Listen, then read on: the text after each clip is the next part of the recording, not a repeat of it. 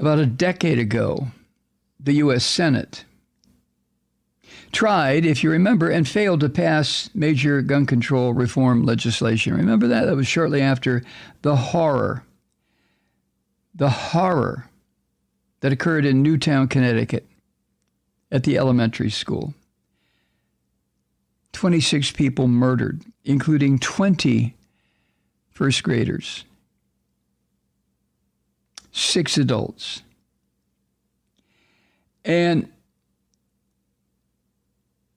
there was an effort, it appeared there was an effort to try to pass some meaningful gun safety legislation.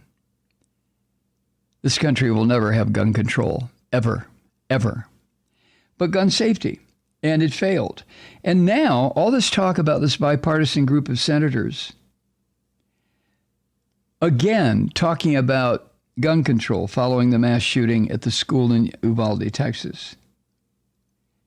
And it's not going to happen this time either, because this is the United States. We're not Canada. We're not a civilized country where it concerns weapons, massive amounts of weapons. What did I read the other day? There are 400 million guns loose in the United States, more than the total population of human beings in the United States. So, Chris Cillizza, who's CNN's editor-at-large, suggests that we take a look back and re-examine what happened in 2013 when the Senate was supposed to come up with meaningful gun control legislation, if we're looking for clues as to whether or not the Senate might act this time around. Now, it doesn't make any difference to me what any of the pundits say. I goddamn know there will not be. I don't care if Blumenthal and Cornyn, that's supposed to be bipartisan. There will not be gun control legislation, gun safety legislation. And it grieves me because I know what that means. That means hundreds more people, thousands more people are going to die from gun violence. And a certain percentage of them are going to be little kids in school or worshipers in a church or a synagogue or a mosque or people in a shopping mall or people at a party or in a club. And it's just, I mean, you know it too, don't you? Of course you do. On December 14th, 2012, then President Obama pledged to offer meaningful reform on guns in America. He pledged as the president, he was going to see that it happened. Poor man. And he had a plan that included both executive actions on his part and legislative proposals. All this was put together by January of 2013. And this is what he said at the time, quote, "This is our first task as a society, keeping our children safe. This is how we will be judged, and their voices should compel us to change. In the days ahead, I intend to use whatever weight this office holds to make them a reality." End quote. Great words. But in this country, meaningless. Oh, they look good. They sound good. But there's no weight. There are too many fascist Christian demons loose in this country, in the legislative branch. Mostly former Republicans, now Christian fascists, but a sizable number of former Democrats, now also Christian fascists, although they claim to be Democrats. There are too many of them loose in the Congress and on the state level and in the Supreme Court to ever allow the passage of meaningful gun control, gun safety, call it what you want. Now, Obama's plan included a background check requirement for all gun sales. Oh, how fucking horrible. The fascist Christians hate that one. Background check. Oh, no. Obama also had in mind a reinstatement of the assault weapons ban that lapsed in 2004 and was never renewed. Oh, no. Oh, fuck no. You want to take away my Kalashnikov, my AR-15? Oh, no. I need it when I want to go kill bunnies or pheasants or people. And he also wanted Biden did a limitation on ammunition magazines to 10 rounds. Oh, no, I need my 30-round clip. Oh, my God, what if the commies or, the Jews or the Muslims or the queers or the liberals or the women came after me? Got to protect myself. I need my 30-round clip. And Obama also proposed a ban on armor-piercing bullets. None of that was acceptable to the fascist Christians. Not a single item.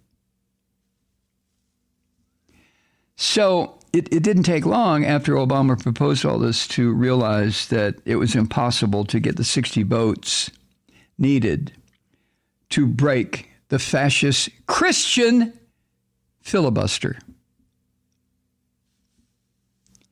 And then a crappy-ass so-called bipartisan compromise bill emerged, led by two fascist Christians, one claiming to be a Democrat, Joe Manchin, and the other one, the Republican fascist Christian, Pat Toomey. And at the heart of that proposal was a requirement that guns purchased at gun shows and from the internet the purchaser be subject to background checks. Right. And that so-called compromise bill put together by the bipartisan Senate committee group, two people, would also have prohibited any individual listed in the National Instant Criminal Background Check System from purchasing a firearm. Well, that proposal put together by Toomey and Manchin was considered at the time to be the best chance to get support from at least 60 senators. And it came up for a vote on April 17th, 2013. And this is how the vote broke down. Now, thanks to Chris Cillizza for providing this at CNN, because I would not have had these numbers. But 54 yes votes for the compromise proposal, 50 Democrats, 4 Republicans.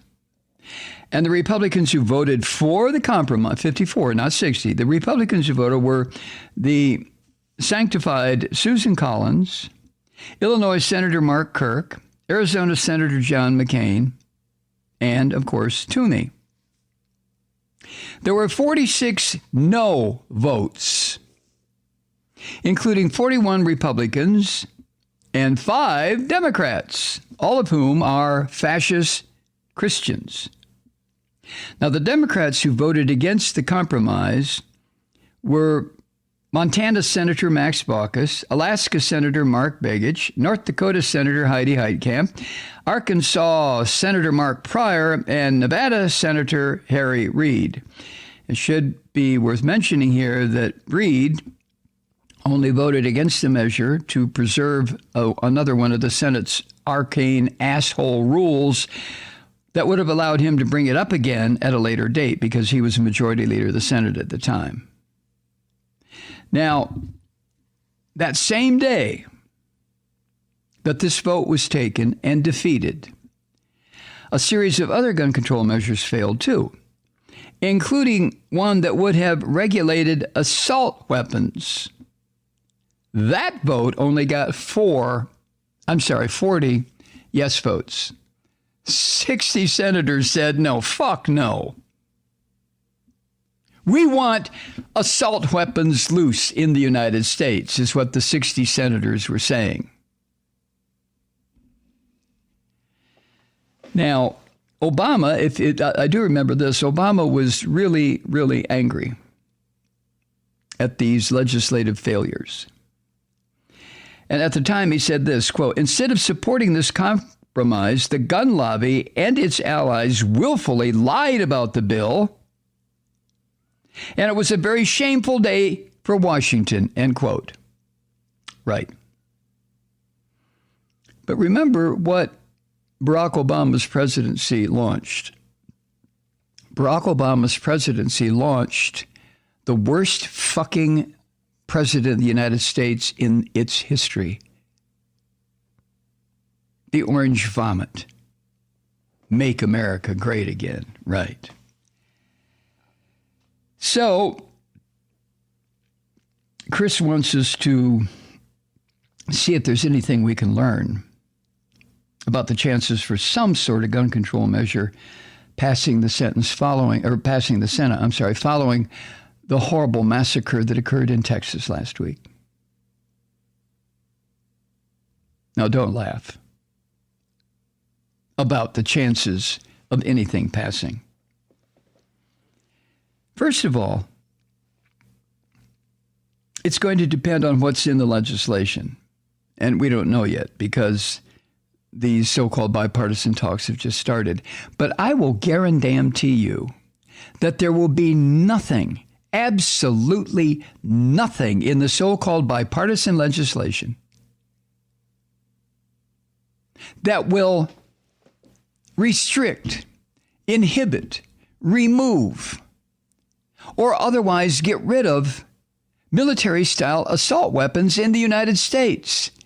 Long guns are sacrosanct. Not a goddamn thing will be done where it concerns the weapons of mass death